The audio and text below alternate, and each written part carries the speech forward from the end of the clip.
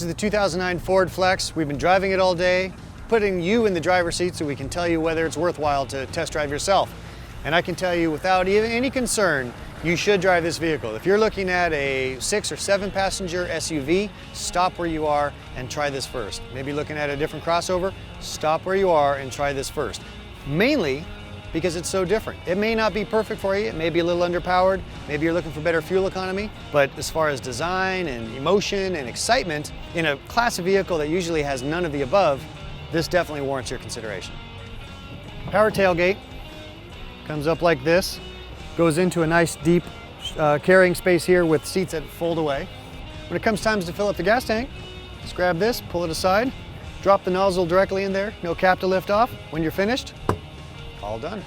This is something that replaces a minivan in Ford's lineup, but it's not a minivan. It's almost an SUV meets crossover meets minivan because it's got plenty of utility, but it's its own beast. The Ford Windstar, which nobody will ever miss, is now gone, and this vehicle kind of slots in its spot and has a lot of very family-friendly features. You've got cup holders in every corner. Here in the center console, a real refrigerator. Other cars have a box maybe that has venting for the air conditioning, but this one is the actual compressor-driven refrigerator that can even act as a freezer. Flip this over, put crayons, Hot Wheels, whatever the kids want to have in this space here. Here's the top of the refrigerator, take the lid off, and then here we've had a couple of bottles of water in our whole drive. I don't know if you can hear this. This thing is frozen. This has been in here all day.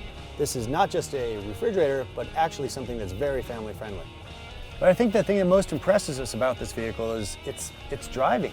And believe me, I can't believe that I'm saying that because this is a Ford minivan in a lot of different ways. But we had it all day today on a nice long extended test drive and really found its platform to be unshakable. Fuel economy, of course, everybody's interested in that.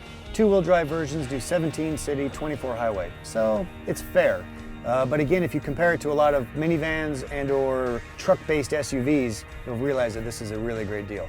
As far as creature comforts go, there have been times we thought we were in the Lincoln version. This thing has got a beautiful interior, nicely crafted, good soft touch materials, big screen with the new satellite navigation system with Sirius Travel Link. This is the exciting button right here, the information button. From here I can find out exactly where I am. Santa Monica, California on Ocean Avenue. I can bring up my calendar, keep track of all my activities. Here I've punched in the fuel station list, so I can see at the Chevron, I've got $4.58 per gallon. The 76 just ran around the corner at $4.49. Or if I really want to save some money, go another 0.2 of a mile down to the Arco, where it's only $4.28.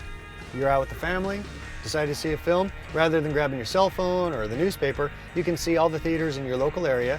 So maybe we want to check out what's playing here. Looks like Kung Fu Panda's on at 6:30. Or more close to our hearts, Speed Racer on at 6:50. I think we should hold for that. Another exciting feature is sports information. From here I can look at my weather forecast. And then lastly, I can even get ski information based upon certain areas of the country. Just everything really sits nice. It's got a real clean design. A lot of the functions of both the sync system, the audio system, the navigation system, and the climate control are all available here from the steering wheel, which is a real nice touch. Visibility out of this vehicle is excellent. All in all, a very clean design and definitely not something you normally consider from Ford. Competitors in this class are the Honda Pilot, the Toyota Highlander, and then from the American camps, I guess you'd say the Dodge Journey, the Buick Enclave, or GMC Acadia. As we've been driving this vehicle today, one thing has come to mind, and that's the value equation. This vehicle, as we're sitting it here, is priced at about $43,000. That's a little stiff, I think. It'd be a great buy at maybe more like $38,000, shall we say. But having said that, there are other trim levels that go down to the $36,000 range. So depending on your budget, it's well worth considering, but when you really start to load it up with the gee-whiz features, it can get a bit pricey.